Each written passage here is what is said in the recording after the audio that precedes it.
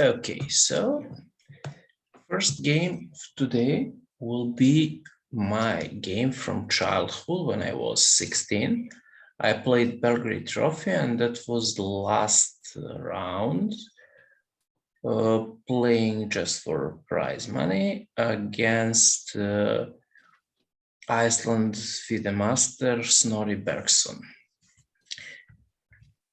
There has been played the main line of Najdorf. I hope everybody knows this, the most popular opening, which I used to play in my teenage days. Bishop e3, the classical approach. Idea of white is to play f3, queen d2, long castle, and g4, h4 to open fire on king's flank. And generally this setup is called Austrian attack. I played e5. Okay, this is a classical Najdorf move and classical approach for Najdorf, played by, for instance, Kasparov, was every move except bishop g5 to play e5 immediately. Kick out this knight from the center, occupy some central squares, making a backward pawn on d6, but for counter we have a good piece coordination and we have enough space to maneuver. Bishop e6, queen d2. Okay, he is allowing me to play knight g4 to remove this strong dark square bishop, but for some reason I didn't want to accept this challenge. Probably I didn't like a line like bishop g5, and I was never sure should I trade the pair of dark square bishop, because for instance after that this pawn is very weak without dark square bishop as a defender. d6 is such a great weakness. On the other hand, of course, when you have bishop which is restricted by your own pawns, you should trade it somehow. But in that moment, I wasn't sure is it a good trade for me or not, and I continue playing a normal Najdorf setup. Bishop e2. Okay, the most common move is f3, and there is a lot of theory in this line. g5, b4, knight e2, knight e8, h4, a5, and this is a chaos on board after h5, a4, and a lot of theory. But my opponent decided to play bishop e2. Probably he underestimated me a little bit, and he wanted to play some chess to go out from any theoretical preparations and play something unusual. I moved knight bd7, castle, castle. Opposite side castles are very common in open Sicilians, especially in Najdorf, dragon line, and Rauser variation, but sometimes in Rozzi setup and Paulsen setup. So f3 looks characteristical, but if he plays f3, bishop e2 seems to be like a wasting of time. In that kind of open position, it could be decisive. because one tempo is very, very important for some attack or dynamical stuffs. So he decided to play f4, which is also classical move, classical idea. He wanted to push f5 and start attack on king side. f5 following with g4, g5, a lot of tempos, gaining space, penetrates in my camp, might be very dangerous. So I have to react somehow. Does anybody have some idea how black should continue the game?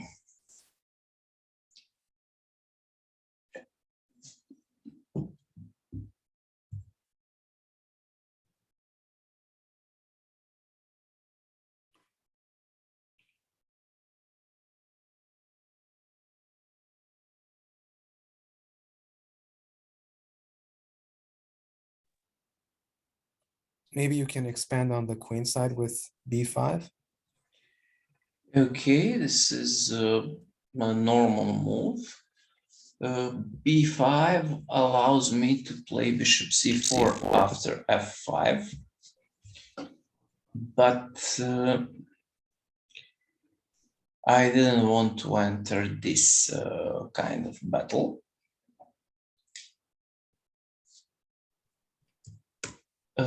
But I think it's also quite fine for black. Anybody else?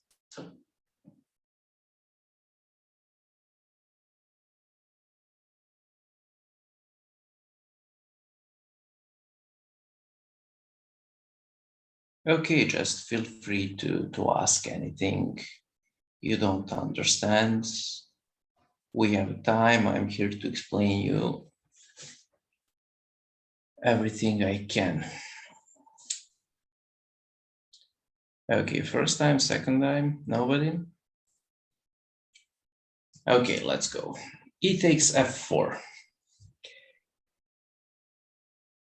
Bishop takes, and now I have this perpetual square for the knights. Everybody can see. Okay, let's make it green. Knight from e5 covers all the important squares in my camp, and this is a very important motive if you want to play with black Knight of Sicilian. In a lot of variations, not just there, you have ideas to make this perpetual knight on e5. But the worth of this, price for this is d4 and d5 squares for opponent's knight, and center becomes very, very opened. White has a space advantage, and from my point of view, a slight edge, but black has a really good counter.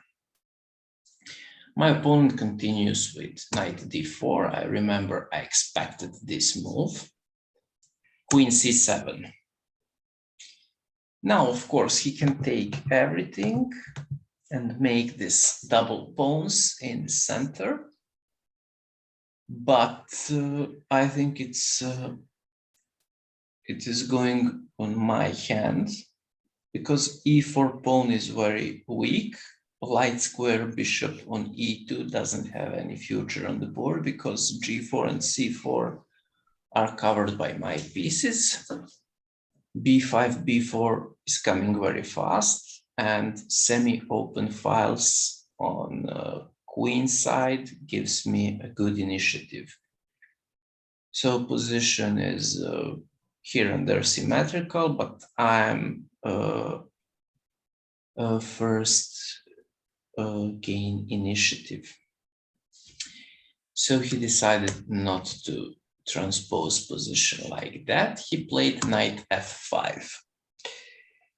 Okay, I also expected this move. And now, what do you think? I have to take or not?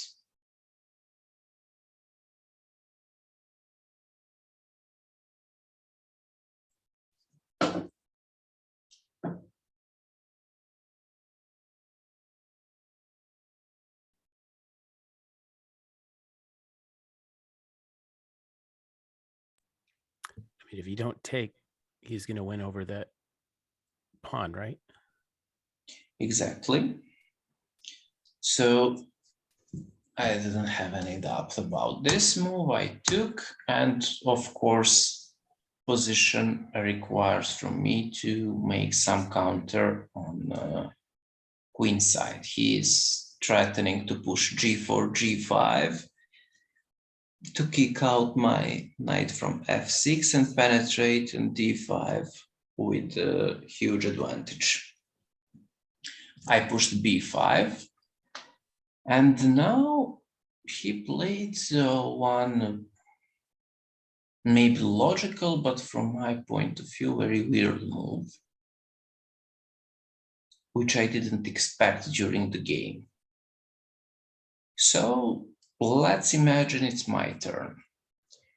I push b4, and I don't see anything wrong after knight d5, knight takes d5, queen d5. White is doing well. I think black is not worse, but I don't see any problem for white too.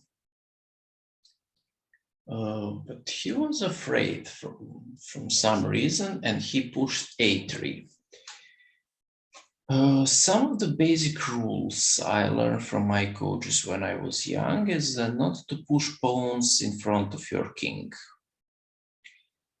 because you are coming closer to pawn confrontation, which results opening files, gaining a tempos from opponent's attack, and when you push the pawns in front of your king, opponent's attack becomes faster. You got it?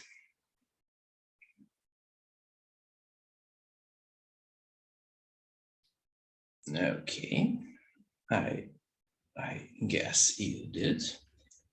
Rook a b8. I just want to push b4 and make this semi-open file in front of white king, and to double my major pieces on b or c file. Of course, I don't care a6 pawn is hanging, because I'm 100% sure there must be some tactics after bishop takes a6 in future. He played queen d4 to stop b4 for a short while. And I play one more logical move, rook fc8, developing the last pieces. Another rook joins the attack. And he played rook d2. Now what we can see on the board. As a black, I already organized the attack and counterplay on queen side. And if you look at the position from Bergson's point of view, you haven't pushed any pawn yet. And it's my turn now.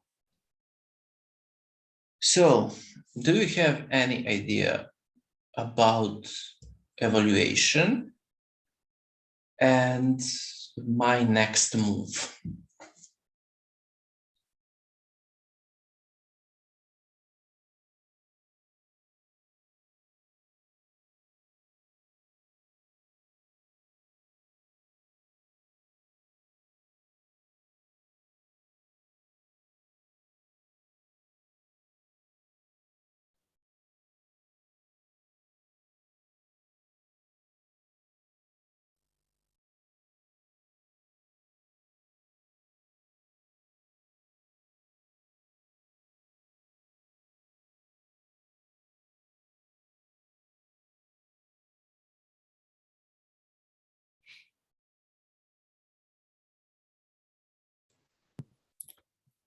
Black seems really ahead in the race, so you must be better already.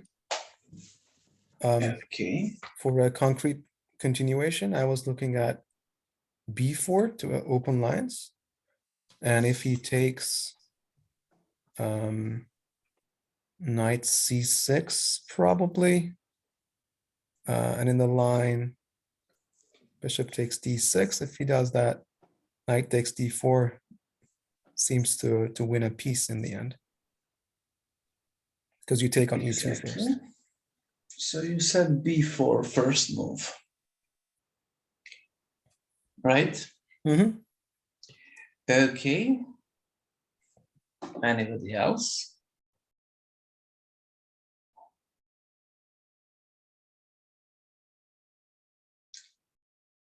Is there anything wrong with knight back to f6?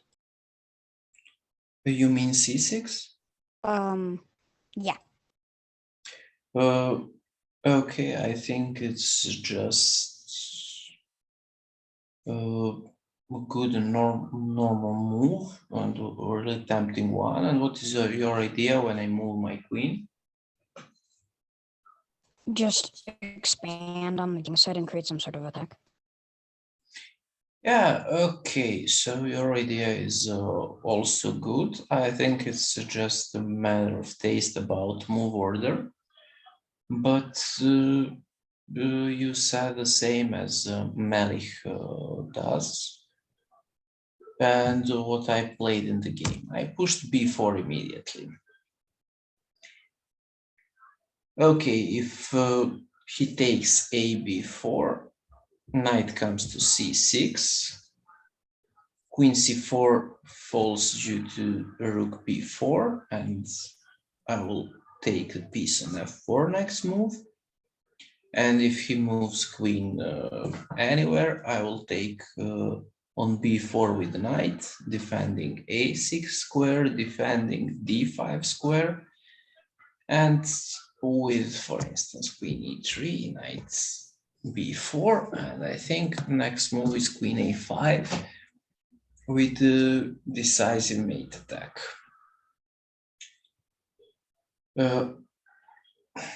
I remember the face of my opponent after b4. He was very concerned, and he spent a lot of time here and moved knight b1.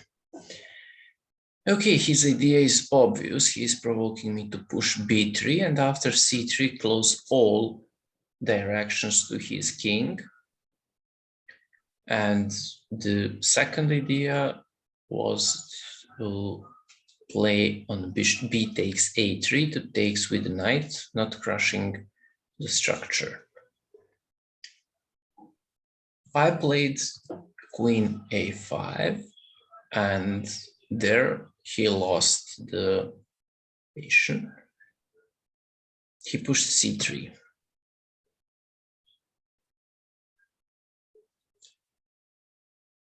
Okay, he is forcing matters, but he is basically not threatening anything, because after a b4, rook b4, and c3 pawn is pinned.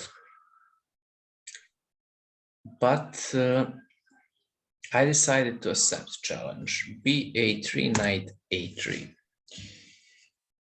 Can you guess my next move?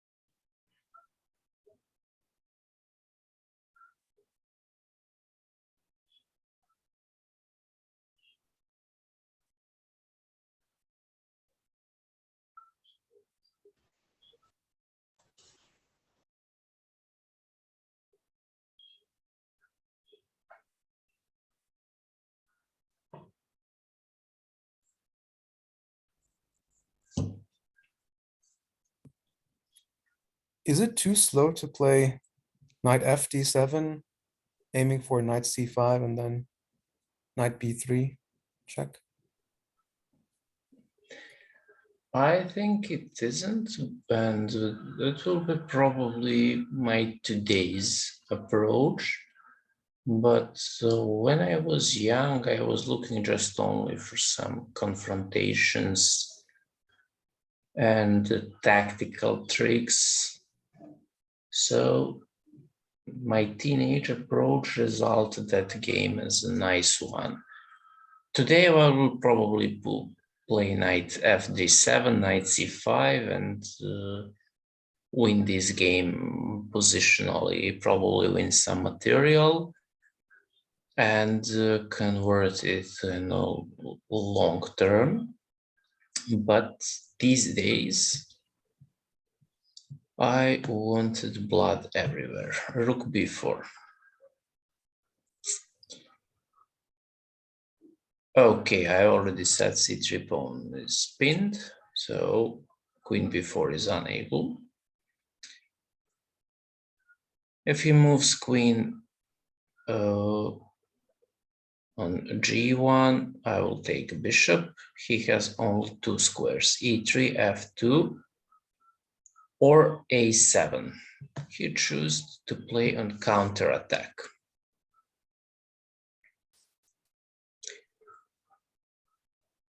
My next question, what to do now?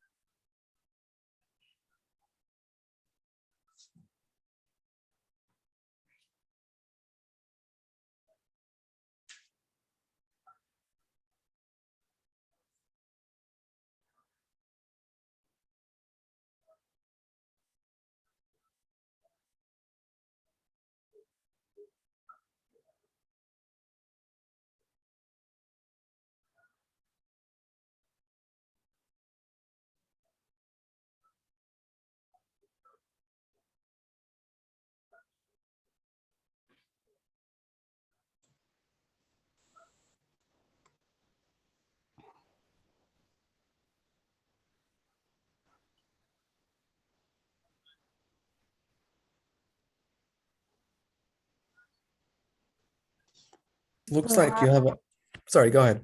No, you can go. No, please, you go ahead. My idea was, to go rook, I believe it's b3. This move? Yes. Okay. But with the ideas of like sacrificing a rook on c3 and perhaps going in with the queen and just fully on attacking with all of the pieces. Okay, sounds good. Melly, what was your idea? I thought just taking on c3 immediately would win. For example, b takes c3, queen takes a3, king d1, rook b1, check, king c2, queen b2 is checkmate. Okay.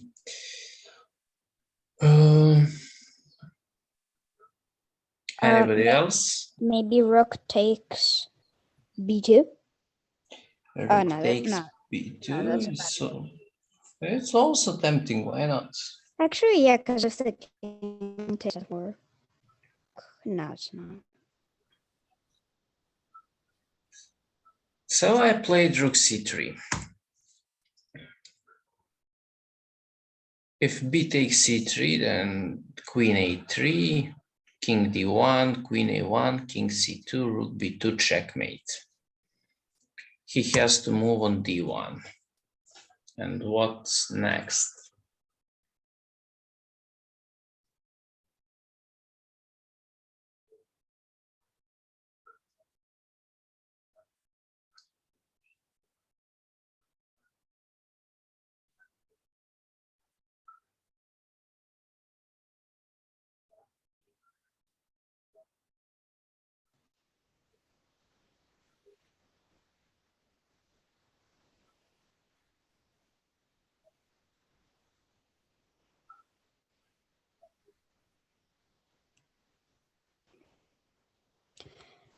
if you take with the queen on the knight on a3 with the queen, and then pawn takes, then something's mate, I think. Exactly, queen a3. Because like, if the pawn takes, then it's just mate on b1. b1, and if pawn takes rook, that's the same story as in the last move if he takes. So queen a1, rook b2, checkmate. My opponent realized that there is no back rank issues because I have bishop f8 to cover my king, and he played bishop f3. Of course, I can play rook b2 now and win the game, but I wanted to give a checkmate, and I was forcing here and haven't been punished because of my greediness. Queen takes f5. Okay, everything was well calculated. I'm joking, but it could be converted with less risk. But okay, I was young, so I wanted to give a checkmate. That's normal from my point of view. Queen a8, and he wanted to scare me with queen takes here, but there is no checkmate, it's obvious. Bishop takes d6, and how to checkmate in 3 moves.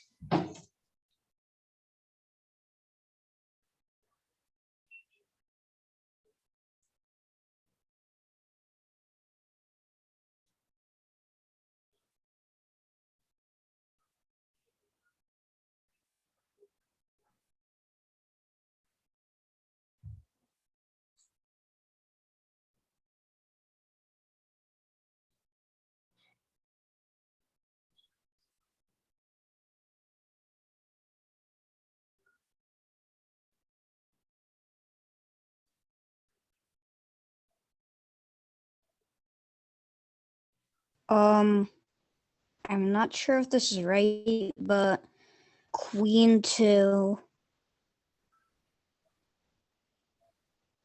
e5, after which knight to f2. After that, the rook goes to c4, and that's checkmate, I believe. Okay, but the knight on f2 is for free because I can take it with rook.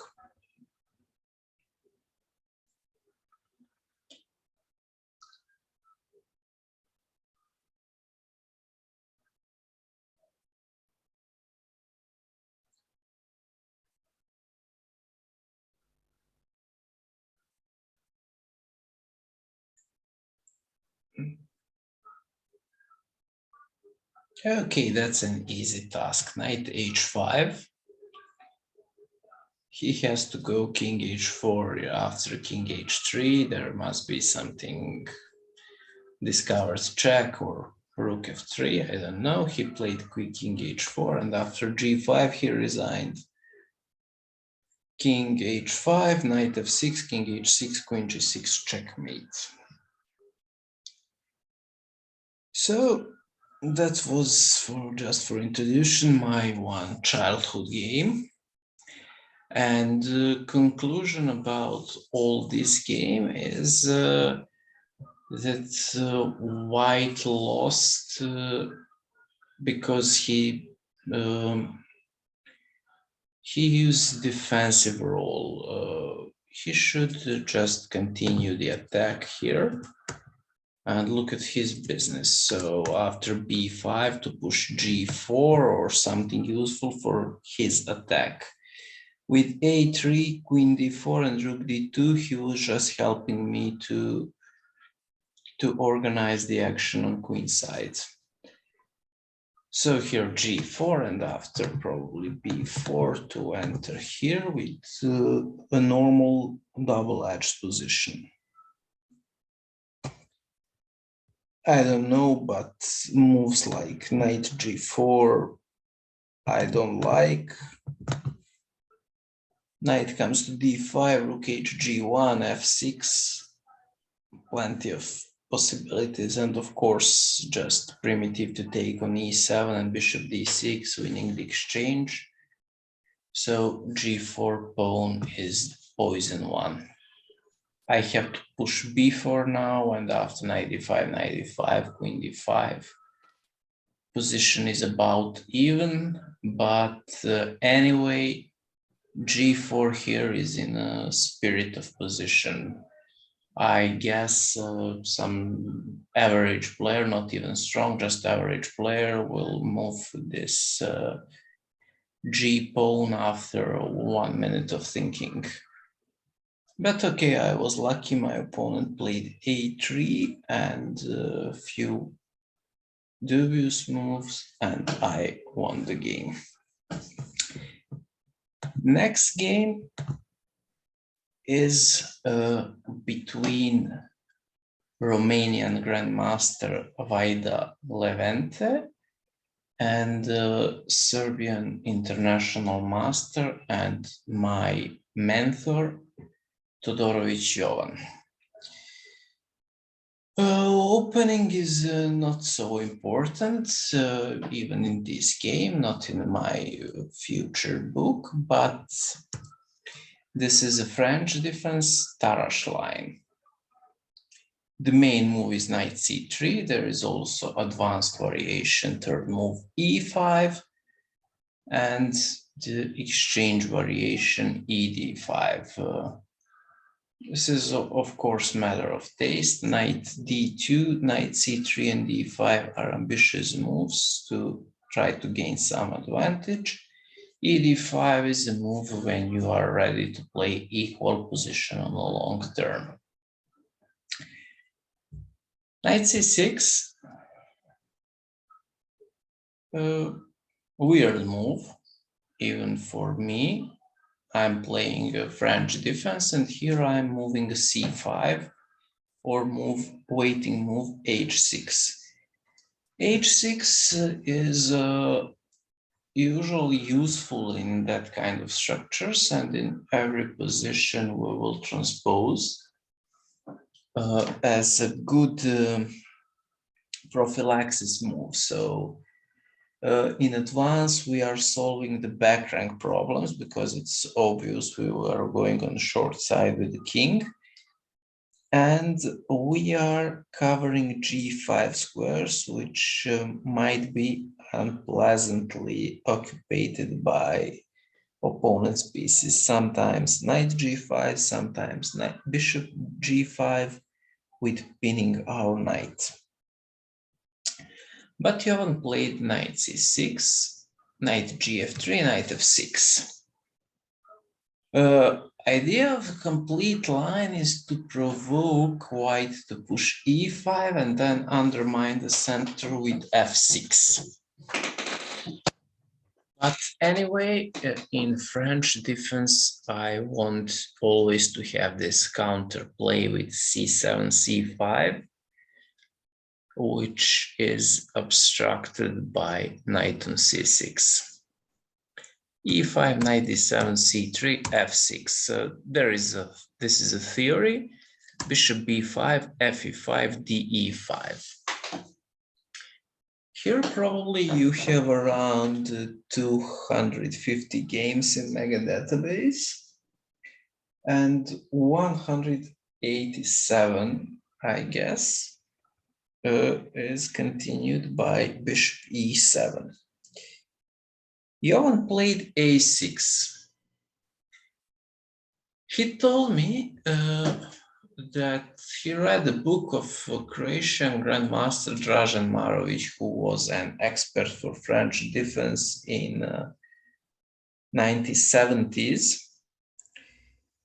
A6 is Dražan's recommendation, and he doesn't have a fear of anything after bishop c6, b takes c6. But I marked this move as a dubious one. You will see why. By the way, The a6 is preferable by engine on depth 40, more than bishop e7. But from human point of view, I don't want to lose this important tempo because bishop b5 is played just with only one purpose, to capture on c6. We are forcing matters by a6, but we are wasting one important moment to finish development. Our king is opened from f file, and we need to castle it as soon as possible. Bishop c6, b takes c6. Okay, I will flip the board because we should consider this position from white's point of view. And what do you think? What is the most logical move for white?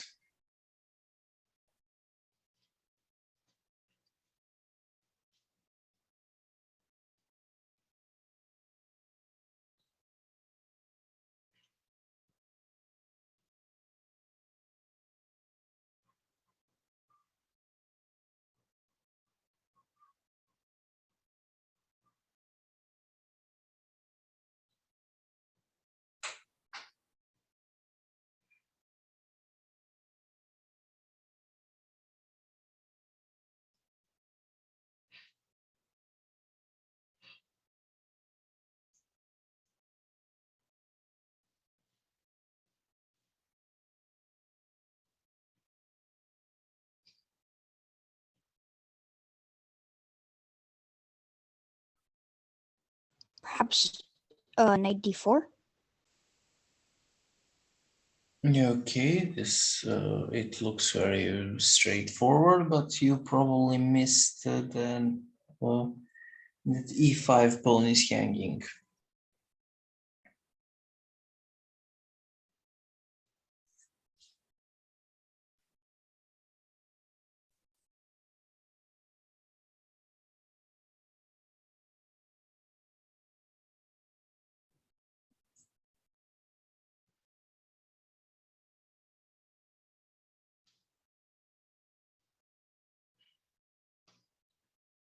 Anybody else?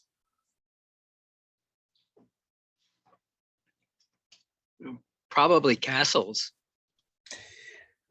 Castle is also good move, but a Romanian grandmaster decided to play a more concrete. Also for me, the most logical move is knight b3. Opening diagonal for the bishop, putting a knight closer to the center, and of course closer to the a5 square, which can be really unpleasant for black. So if I play knight a5, black position is quite, how to say, yeah, unpleasant. Bishop e7, the most logical move. I hope everybody agrees, but now we can see why this move is marked as dubious, because white has already strong initiative and evaluation of my engine is plus 180. And this is just 10th move. So there must be something really, really wrong in black approach. Here only move was a5. But in general, white has also a slight edge here, and moves for white are very, very logical. Black has to find a lot of difficult, unhuman moves. Knight bd4, and now only move. What do you think?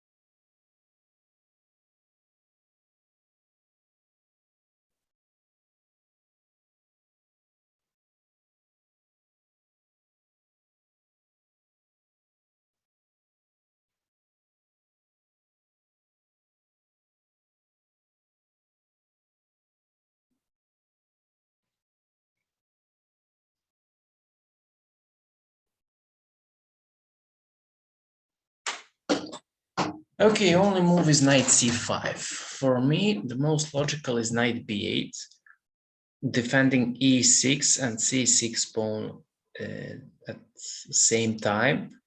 But here, after knight g5, white is already winning.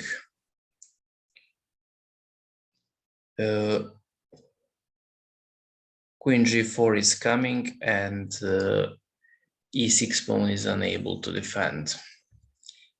So black has to play knight c5, sacrificing c6 pawn.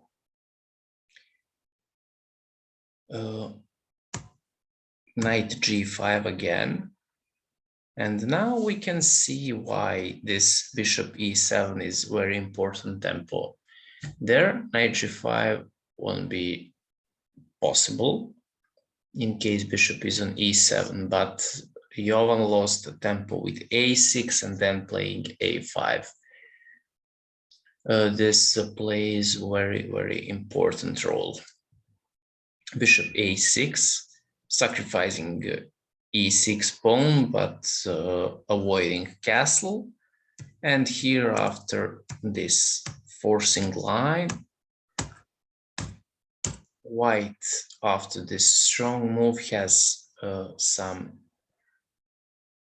advantage because black king is stuck in center. White has better structure. Long castle is coming with rook he1, and black is very difficult to defend. But let's go back to the game. Jovan played bishop e7, knight comes to a5, as I mentioned earlier, and Jovan has to go back knight b8 on the beginning square. But okay, I think this position was evaluated in book on Dražen Marovic as an unclear one. But keep in mind that was pre-computer era. So what was the Marovic way of thinking? Okay, I have a bishop pair. I have a lot of pawns in center. There is some weaknesses, but I will compensate it. My next move is going to be a castle. There is not such a checkmate ideas, thanks to absence of light square bishop. And after short castle, my rook comes to semi-open file. I will push c5, bishop d7, knight c6, finish development, and it is right in general, but there lies such a concrete problem. White is very fast in developing initiative. What do you think next move for white? Please don't be so shy. If you have anything to ask or anything to recommend or to guess some move, please go on.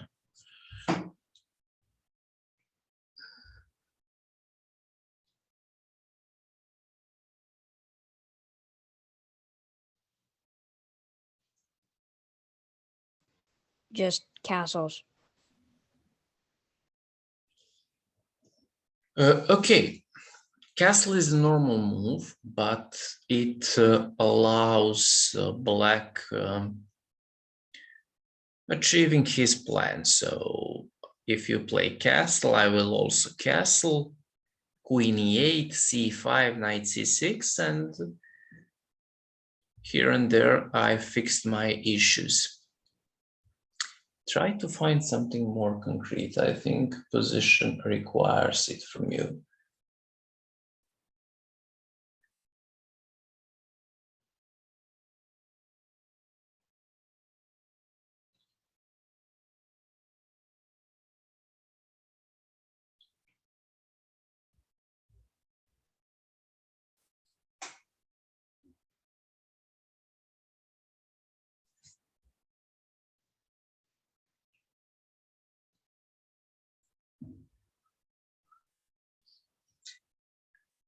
Okay, I will give you one more question. Which is the most important square of the board both sides are fighting for?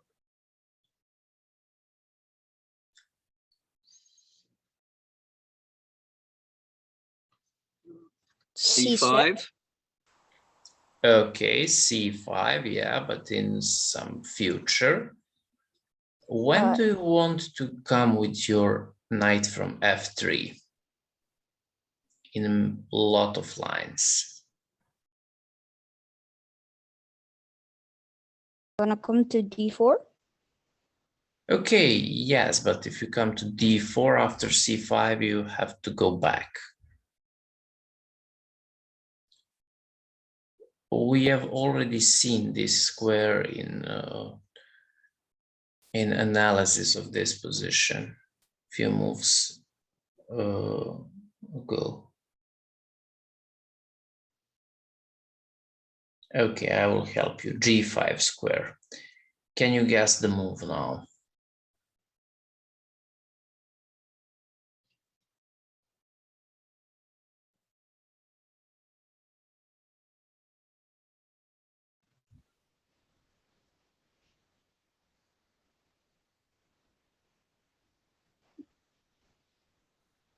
B4 or knight B3. Okay, I told G5 square, so B4 is okay.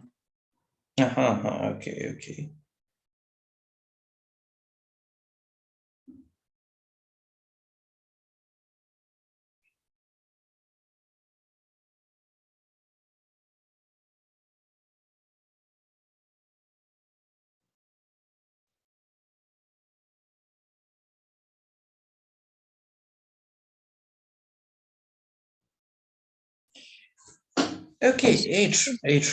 Yeah, Yes. is the move h4. H4, exactly.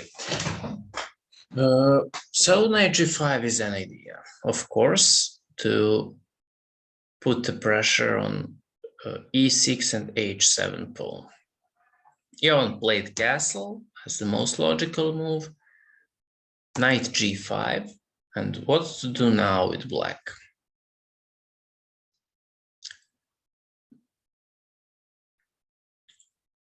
What looks the most logical for you guys?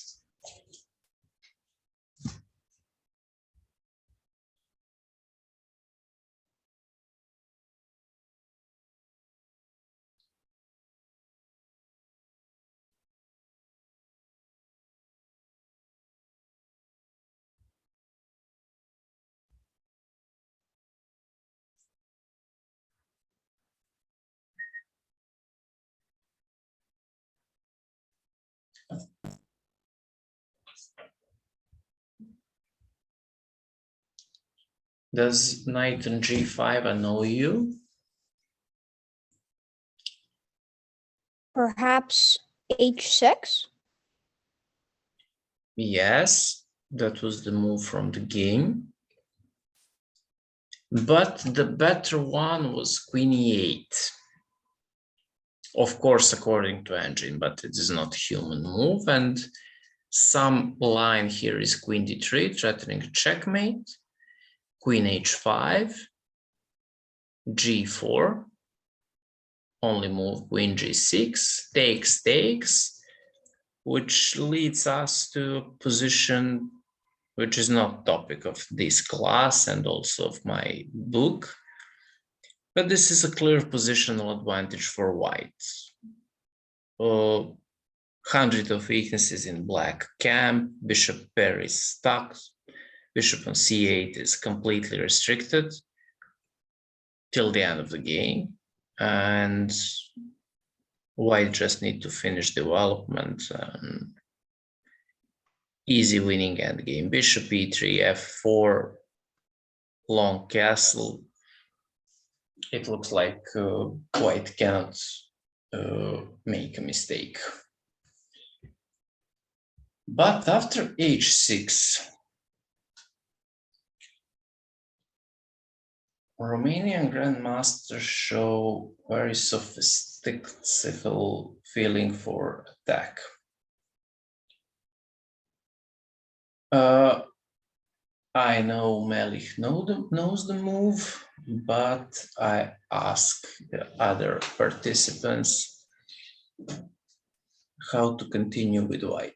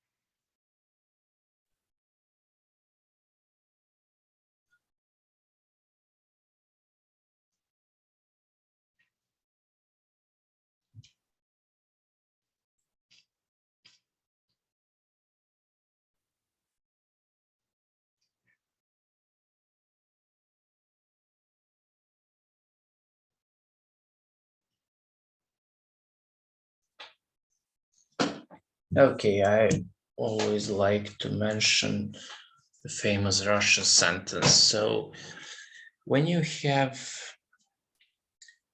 to make a move, it's always best decision to try to checkmate in one. I hope that I helped you a little bit. Are you thinking of Queen H5? Okay, but you are not threatening checkmate in one with Queen H5. Is it Queen D3? Queen D3, exactly. Of course, Queen H5 is a good move. I think only backward is that Queen E8, forcing Queen straight. But Queen H5 has the same idea as a Queen D3 move. Okay, I wrote here that after HG5, black accepts a challenge. Sometimes this is the best approach. When you have a hopeless position, just try to take the material advantage. And if you manage to save your king, you will be a piece up. According to engine, rook f5 is better chance, but after f4, defending e5 pawn and threatening g4, black has to play h5, and after bishop e3, black failed this mission to remove knight from g5, and he has 2,000 weaknesses in his camp, and he is not even a pawn up, so just a long castle, queen e2, g4. Very, very easy game for white. So after hg5, what is interesting for in this position? So we have the similar typical position when you probably saw a lot of games with famous bishop h7 sacrifice, king h7, knight g5, and this kind of attack. We have the same position, but without attack is organized in the same way, but without light square bishop. And of course, g6 is a threat, following with queen h3. So my coach decided to run away with king. I don't see any good move for him, to be honest. So king f7 seems to be like the only one. And it runs away for a short while. Maybe he will be safe on d7, but we will see. How to continue now?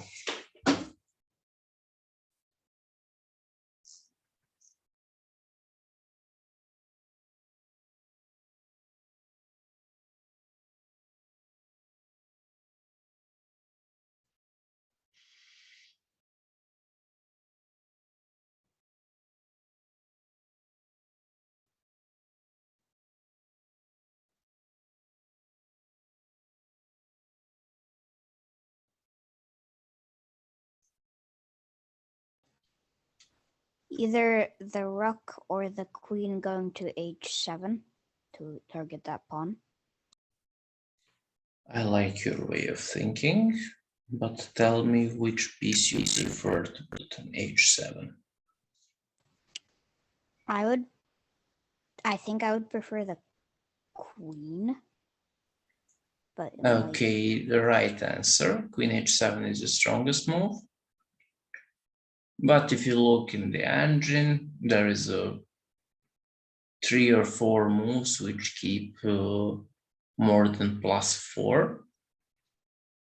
But I think Queen h7 is the most principal. So Black will run away with the king. But you will take on g7, and g5 pawn becomes a serious danger for him. Okay, what happened after bishop takes g5?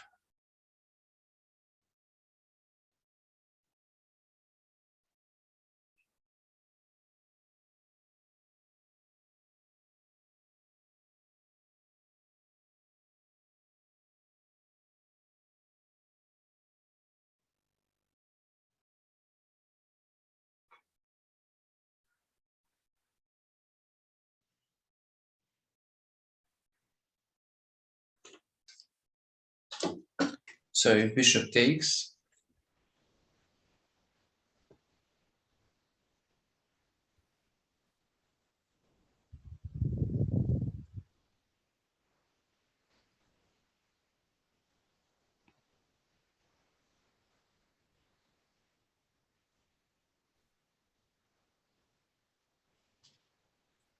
okay guys, simple tactics.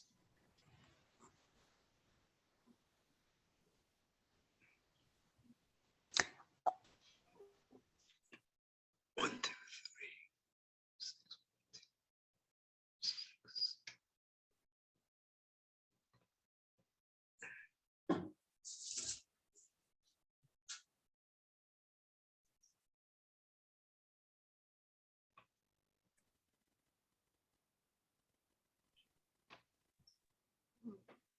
I'd say queen h5 check. Exactly, queen h5 and taking the piece back. Queen h5, I think after g6 you can even go queen h7 check. Then take on g6, then on g5. And if he moves a king, bishop takes g5, attack is still on, and you are not pieced down anymore. So he played king e8, queen d7, queen g7, king d7. So it seems Black king ran away, but you can see his pieces on queen side. They're stuck thanks to the knight on a5. How to continue now?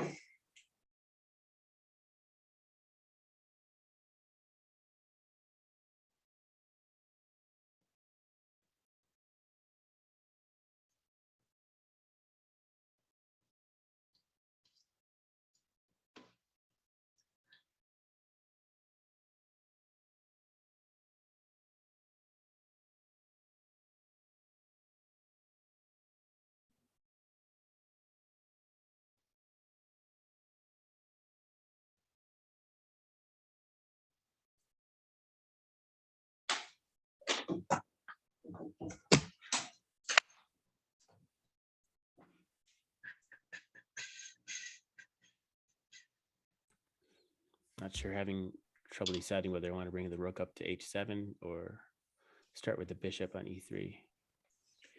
moving knight Okay, c5. rook h7 is a good move. I agree. But okay, I already told that G pawn becomes serious danger for black. So G6. Rook G8, Queen H7, and black played C5.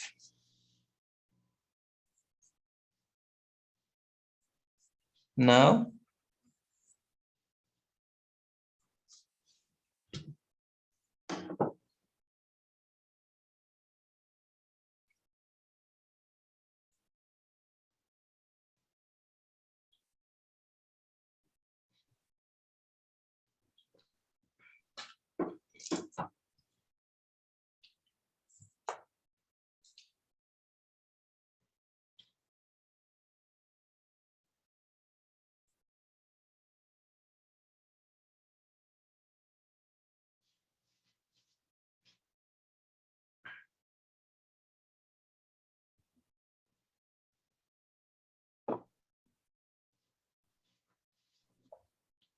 now bishop G5.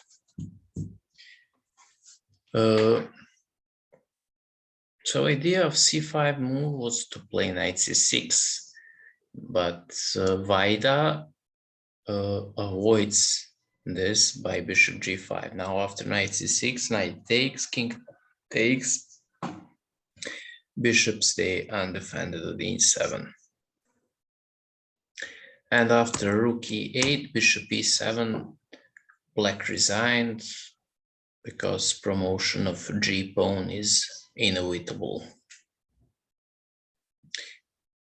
So nice, brilliant game of Romanian Grandmaster, and conclusion here is you have to be fast in development. In the opening, you should take care just only about that, not so much about weaknesses in center, squares, and so on, just about development and save king. This is the most important task in the opening. Now I have a question with you, so let's vote. Would you prefer Anatoly Karpov or Jan Nepomniachtchi?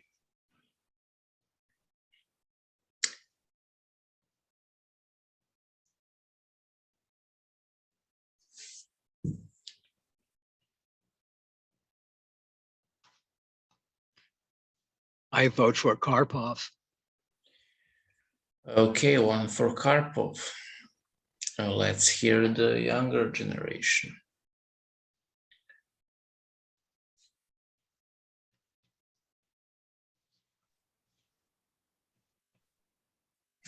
I can go for Karpov. Also Karpov, okay.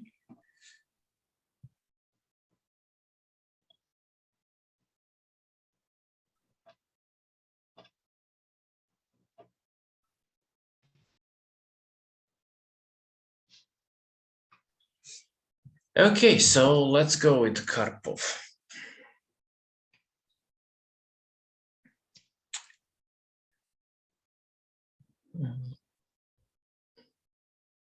No, this game. So, can you see the position?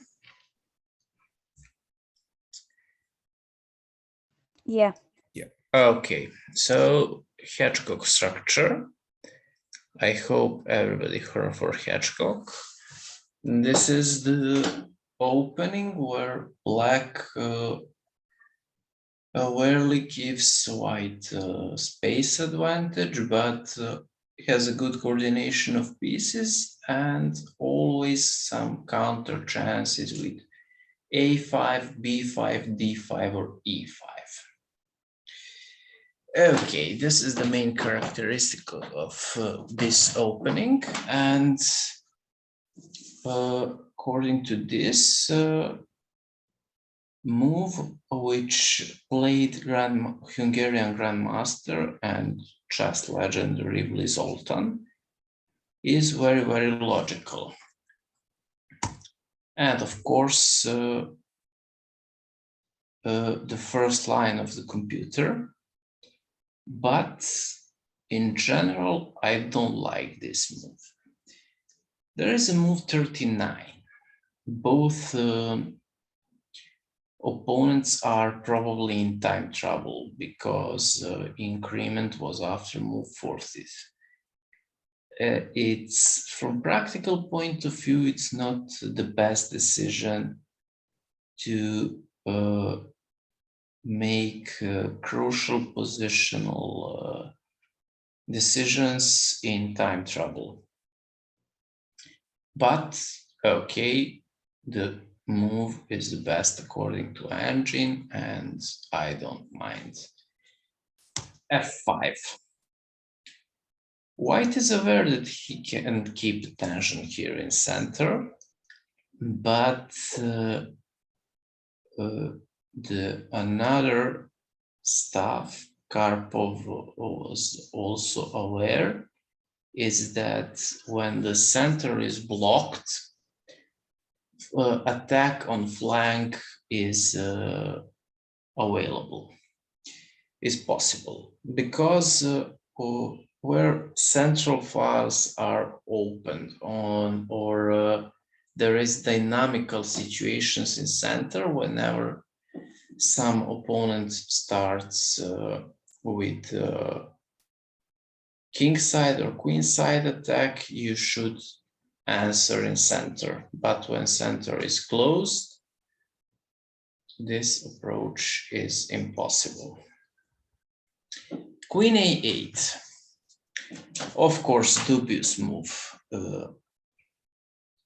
I thought e5 is a bad decision from human point of view, especially if black is not ready for defensive task. Obviously, Hungarian Grandmaster wasn't, and he wasted the time with queen a8. g4. Center is closed, we can organize we can start with pawn advance. Queen b8. So black lost his head. Queen a8, queen b8. I just played two useful moves, gained some space on king side, and your position is the same. Okay, now Karpov was also in time trouble as his opponent, and he made h4.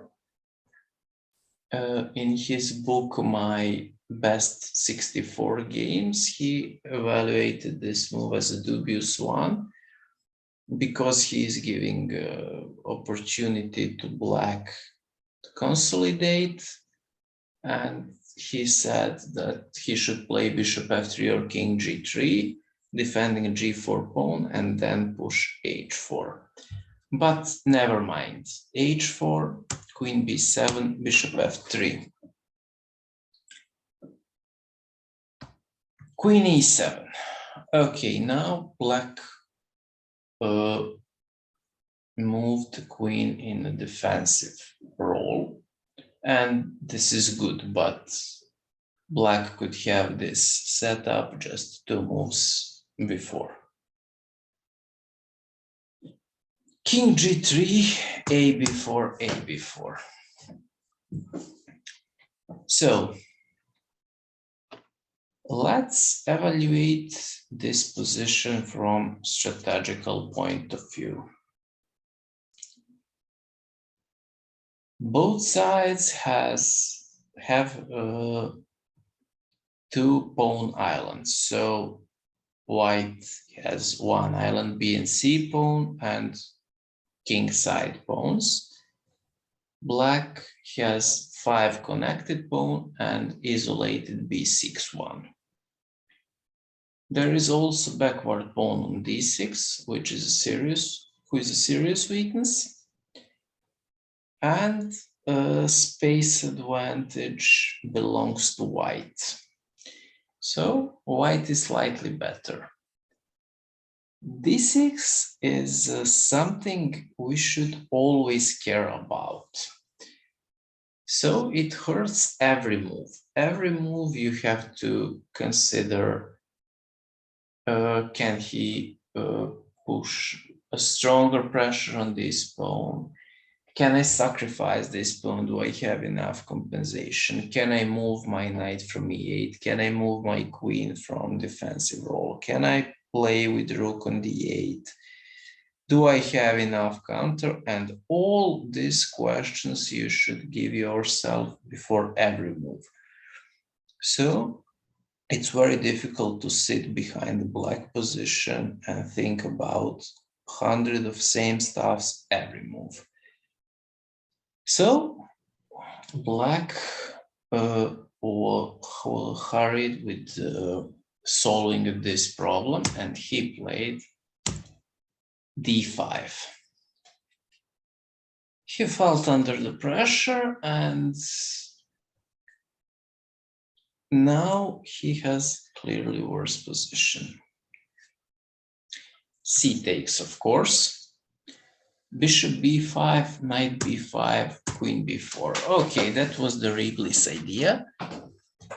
Comparing to beginning position, he trades backwards d6 pawn for his partner on b4. And now, if you take a look on structures, or if we move all the pieces from the board, he has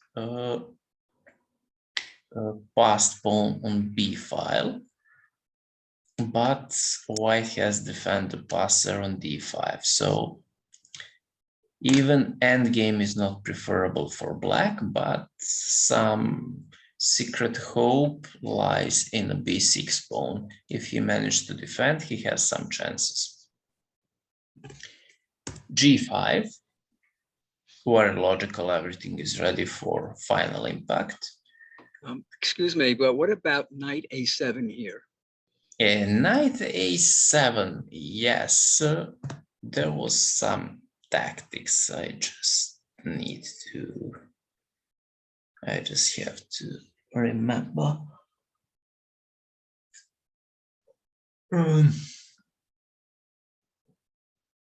I know I was looking for this move, and there is still some advantage for white, but not a convincing one. Okay, your idea is good and obvious. You want to win an exchange. Yeah. But maybe knight d6. And now I want to make counterattack on e4.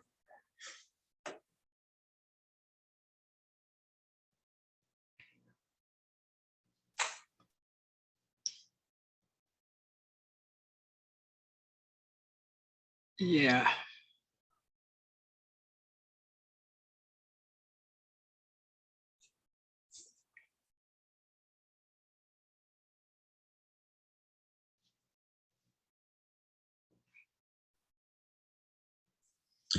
So, can we go back to the game? Yeah. Okay. g5, I think, okay, Karpov is a serious player. He probably hadn't missed knight a7 possibility, but he wanted to continue the attack. Knight h7, even here knight a7 I marked as a dubious move, but g6 is a very strong. Takes, and now after knight hf6, his king is in a long-term problem. Now just prophylaxis king g2, and next move rook a2, and black has clear advantage. Because back rank issues are always on, thanks to g6 pawn. Black didn't feel the danger, and he took on g5. as I already said, he was not ready for defensive task. H5, knight h7. And okay, now is the key moment. I want from you to find the move. But it's very difficult one, but try at least to get familiar with the position and to see all the possibilities.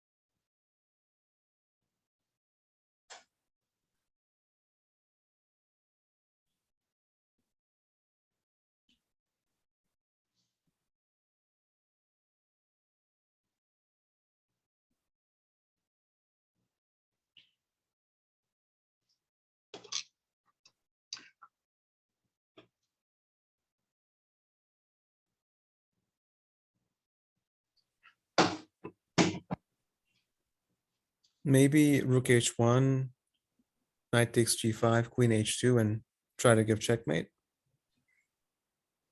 Yeah, okay, the idea looks good, but there is one more Invisible last time. concrete and better move. That was an hour. That was 2 hours. 2 hours tomorrow night. No, What? Not gonna have tomorrow night. no, we have tomorrow night.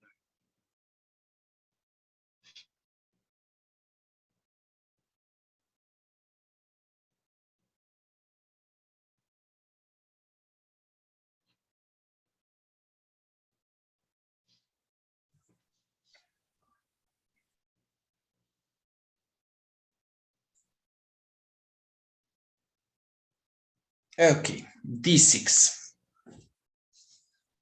Multi-purpose move. Okay, first of all, primitive threat d7, fork. And the second hidden purpose is restricting black king. e7 square is decisive for checkmate possibilities. Okay, after knight g5, d7, I think it's ridiculous to analyze this endgame after taking the knight. So Ribley played rook c5.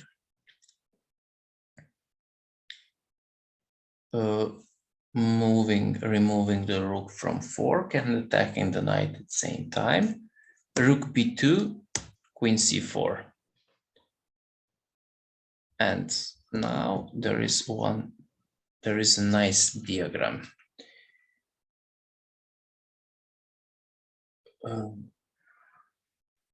How to checkmate black in a short while.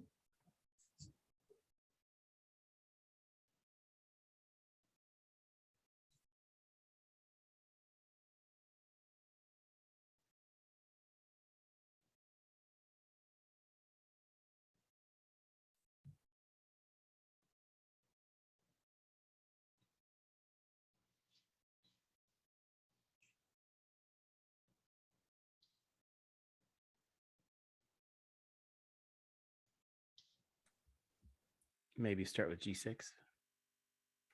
No.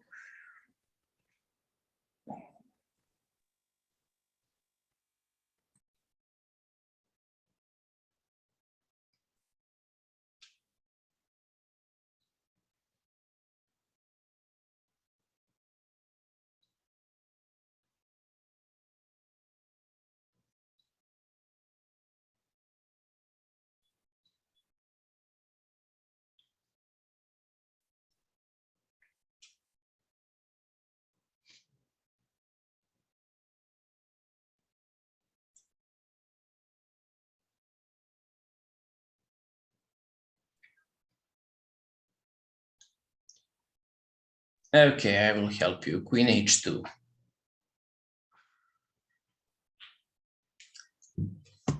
Rook b5.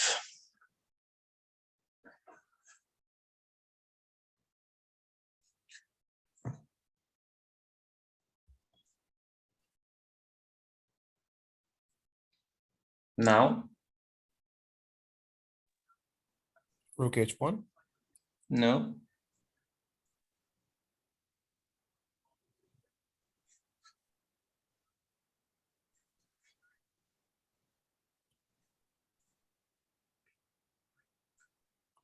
Oh, maybe Ah. queen takes h7.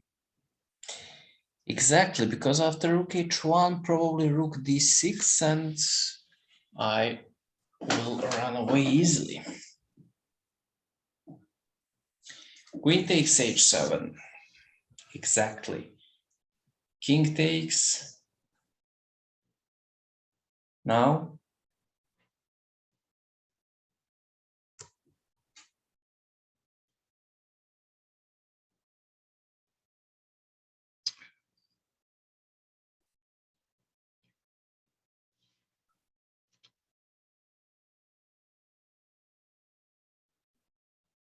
Rook h2 check. king g8. And the other rook. The other rook, of course, chess is a simple game. f6.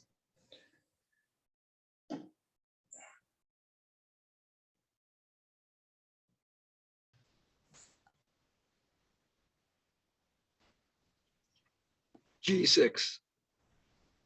Okay, g6 is quite enough, but rook h6 is quite straightforward. So after king f7, g6, checkmate with a pawn.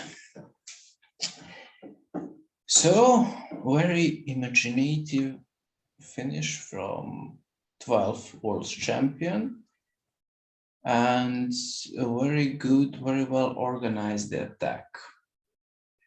Karpov is known as a positional wizard and wizard of strategical chess, but there he showed the top level attacking skills. Do you agree?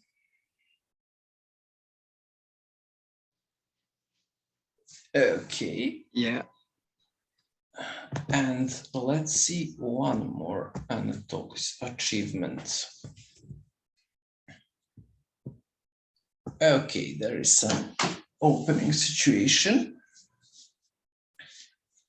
where white spent a lot of tempos to gain a material advantage or to take a pawn on c5. Karpov here played knight b6 with tempo, queen b5, c4, giving opponent the most difficult task to take this c pawn. And the only move to make this, to complete this mission is to remove knight on b6. Do you have any idea how to do that?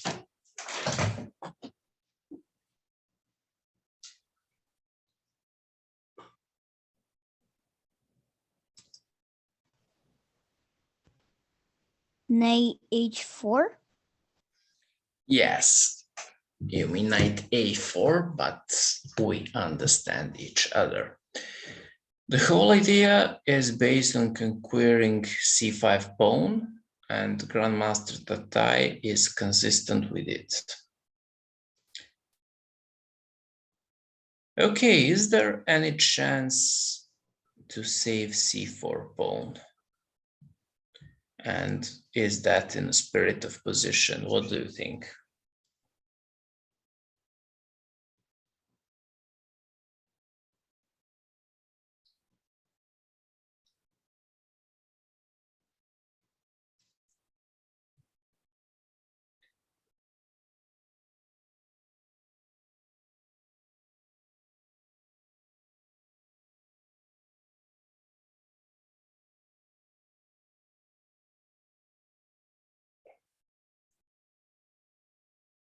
I think it isn't. So we should sack this pawn on c4 for developing advantage, and we have to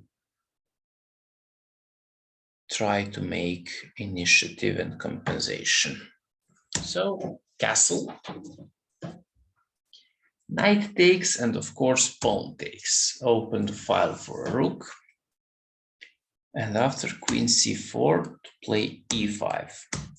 There is nothing to wait. We want to play bishop e6, knight d4, and try to take on a2, probably on e2, and harass white pieces from the center. Tatai played queen c2. Which moves looks the most logical for you?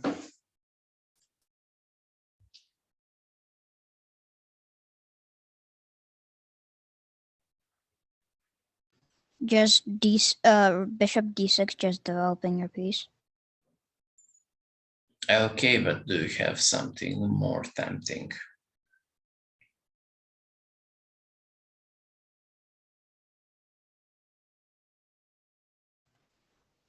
Knight g4.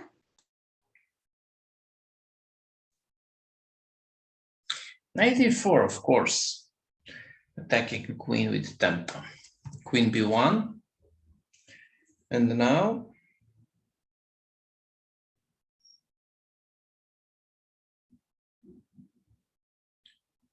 what is the most active piece of white? The knight. Yes, okay, how to solve this problem?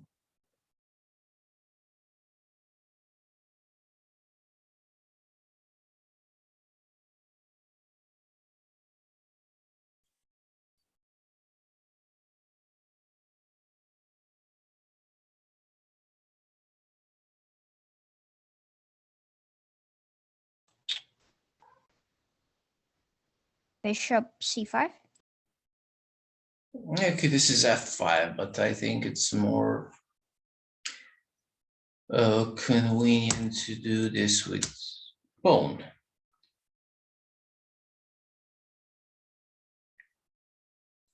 Knight has to go back, and now Karpov played e4.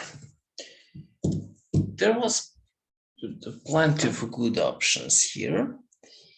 Even f4 or bishop d7, but just not b5, which also looked tempting because after e3, white comes to relief. You have to move knight from the center and he will castle. You probably still have some initiative, but that's not the same. After e4, e3 is dubious because you have two very good ideas, very good possibilities here. You can go knight f3, check, and if he takes, pawn takes, white has a serious problem with his king. What to do? If you go in short castle, I think there after queen d7, game is almost over. f4 is coming with queen h3. And if you don't castle, what to do? You are just pawn up and you have all weak light squares around the king. b4, b5, b4 is coming very fast to remove only active defender, and the white position is already hopeless. Another possibility is to go simply on c6 and continue winning strategical battle after knight e5 or knight b4 and knight d3, white is completely stuck. But of course, I prefer first choice, knight f3. Because of that, Tatai wanted to make some confrontation, d3. He just wants to crush this pawn chain in center, which restricts all white pieces. But Karpov was ready for that, and he answered with b5.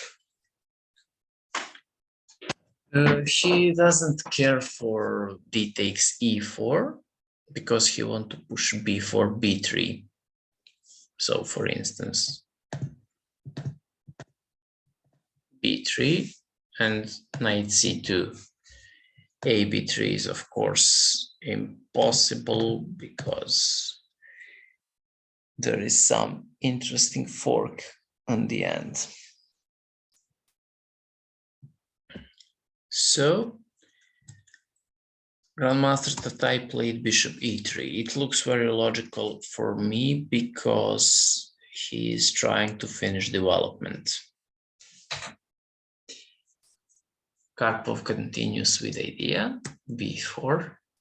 Knight has to go back on d1. Now again, castle for white is impossible because e2 is hanging. And Karpov played rook e8. Of course, this isn't the only move that keeps the initiative. They put it in a computer and it's not the best, but we will see Karpov's idea just in a few moves. Takes. Okay, first idea lies there. What happened if white takes bishop e4? So if white takes a pawn.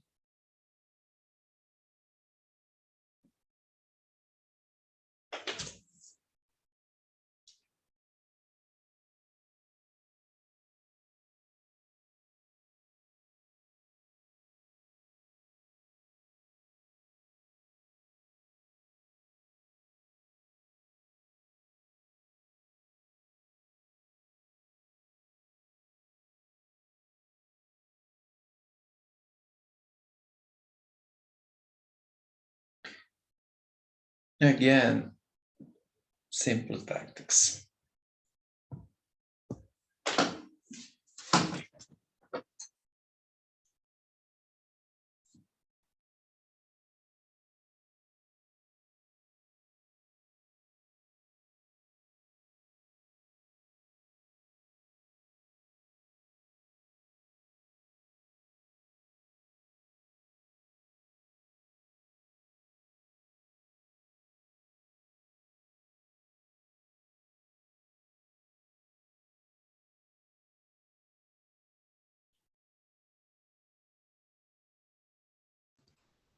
Bishop c5 now?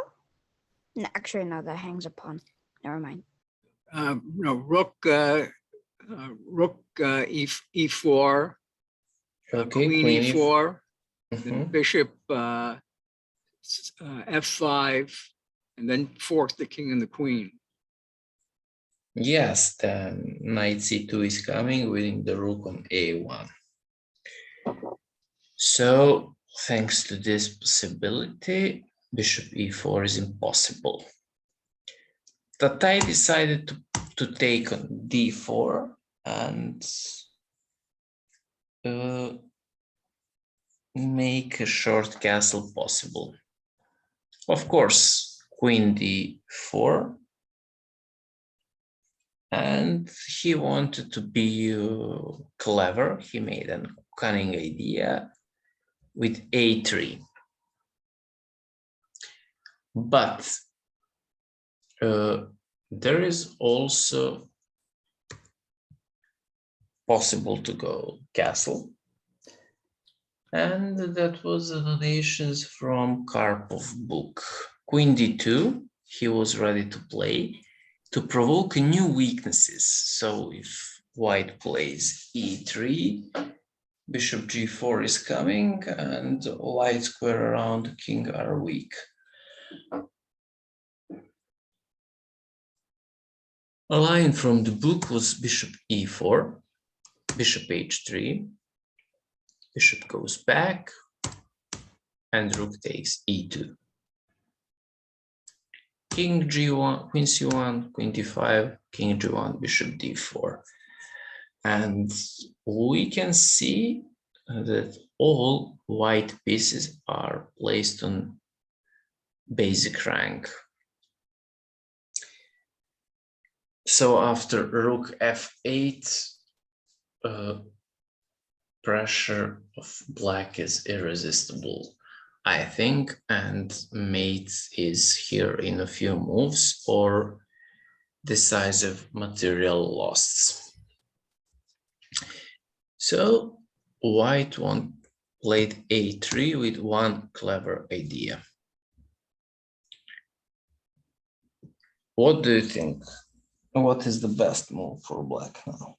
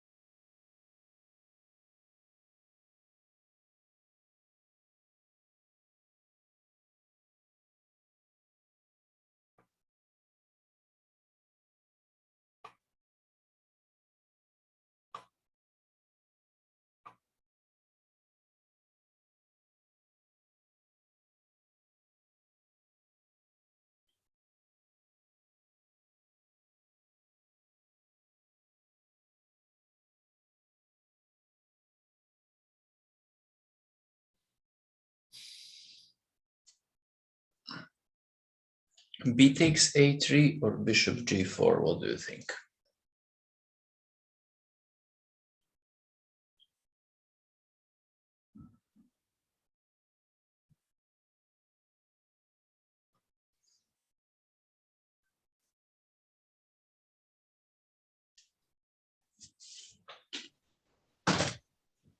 Pawn takes h3. Okay, anybody else?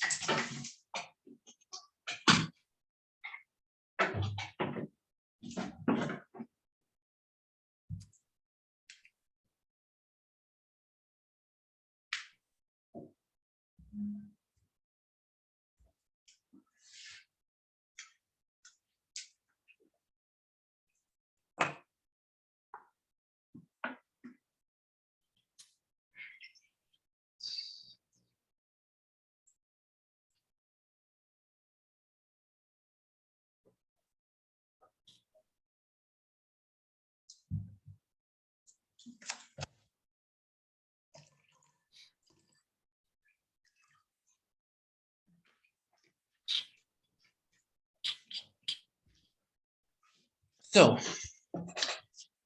ba3 is a dubious move because there lies a trap Grandmaster Tatai made. Now castle is possible because rook on a8 is hanging and black cannot continue with taking the pawns. And suddenly white king is safe. But after bishop g4, castle is impossible. e2 is hanging. A takes b4 is not an option because after queen b4 check, white has to play king f1 and castle is not possible anymore. And of course, you can see on the board bishop f3 is a threat. Queen c2, the most critical moment of the game. Bishop f3 is impossible. Why?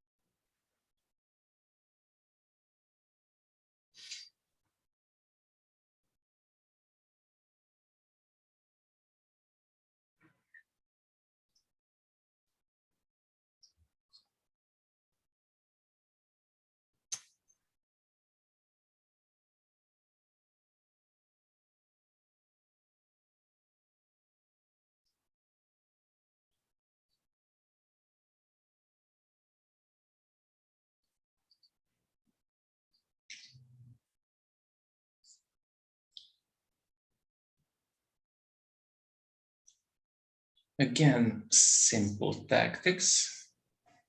After bishop f3, bishop takes f3, e-pawn takes f3, and queen b3 check. Following with queen takes f3, and there is no more initiative for black.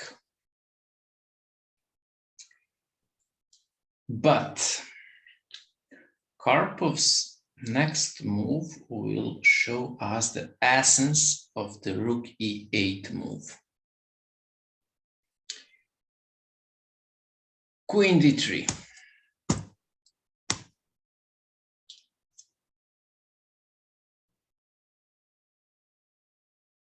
That move was a result of young Karpov's imagination. He continued pressing on white undeveloped and passive position. And of course, on ed3, ed3 is a check, and in next move we will take queen back. But if you look the position a little bit deeper, there is no good option for white. Karpov gives queen d2 as a strong move and the most resistant one, but generally it's not enough to save the day. All black pieces are active and there must be a winning continuation. Queen takes, king takes, b takes a3, and rook a c8. Following with rook e d8 makes a mate net for white king.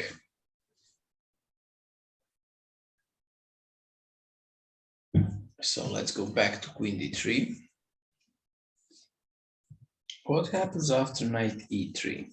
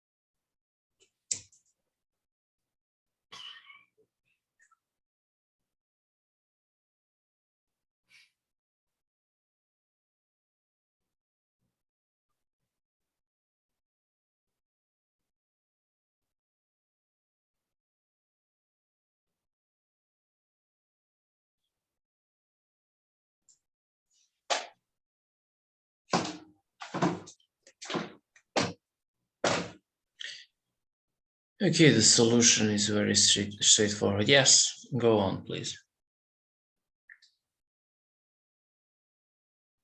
You want to say something?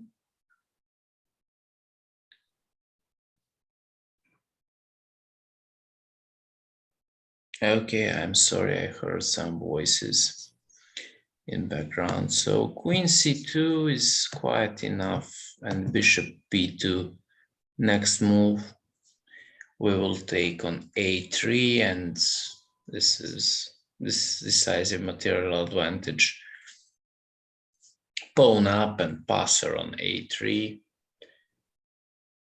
will give us a point very soon. And after e d3, e takes d3, king d2. How to continue the attack?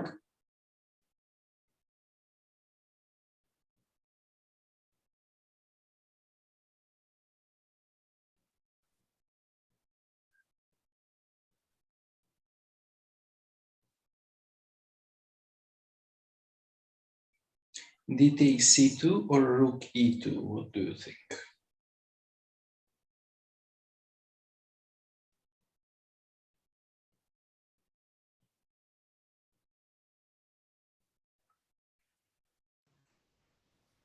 I think pawn takes queen. Okay. Anybody else?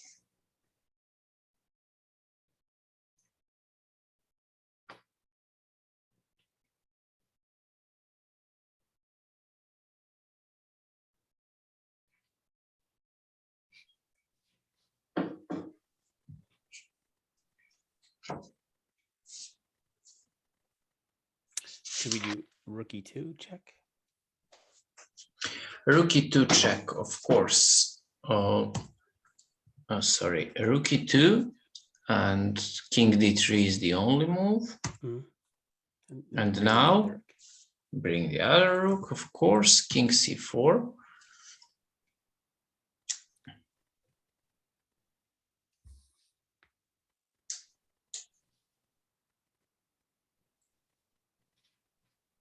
Okay, I think there is no need to complicate more. Takes. And now you should find the winning move.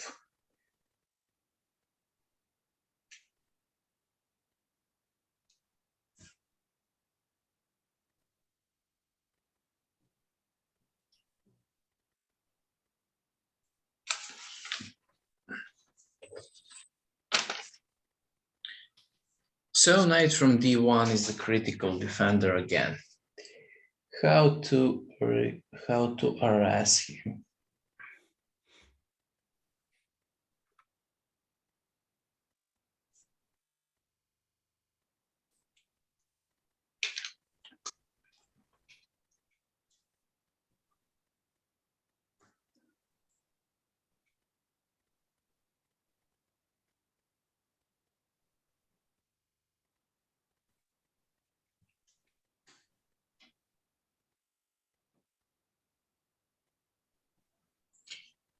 Rook from c to d2.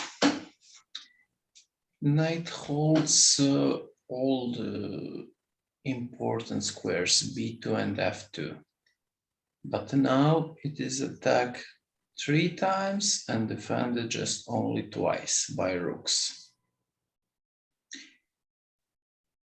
Okay, white realized if he moves the knight, game is over very soon. He tried to play f3. Now bishop f8 check. If king moves on any light square, bishop check is coming. Bishop is moved from the attack and g2 is still hanging, so it will be a piece up, for instance.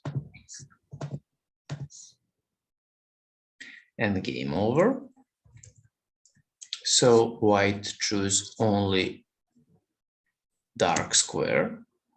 Of course, if he goes on c3, then rook d3, and the same situation.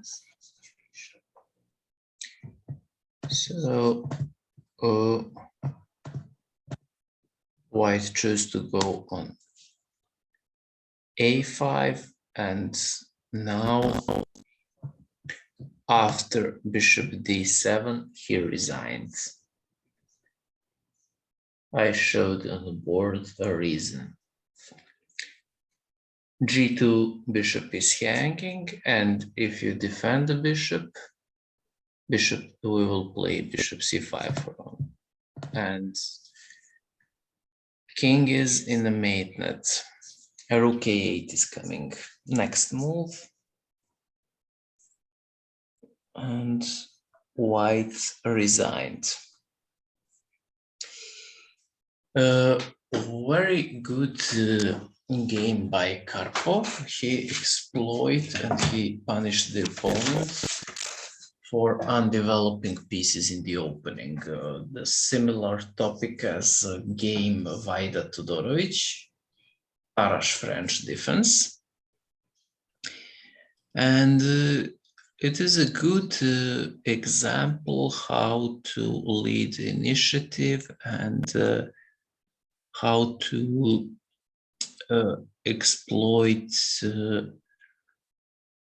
lack of development your opponent. Okay, guys, I think it's everything for today. Of course, I'm going to mail you, probably you, Mark, as the president of the club, I will mail you with these materials, the games we considered today, and thanks everybody for coming, and I hope you enjoyed the class. Thank you. Thanks, Milos. Thanks everyone for joining. There will be other lectures like this through April, so we'll be expecting you in the following lectures too. Yeah, okay. It's nice to hear. Okay, guys, so if you don't have any questions, I just want to thank you again for coming and to wish you all the best. Thanks, Milos. Thanks, everyone. Thank Have a you, good Dr. night. Thank you, Mel. Thank you. Thanks. Goodbye. Bye-bye.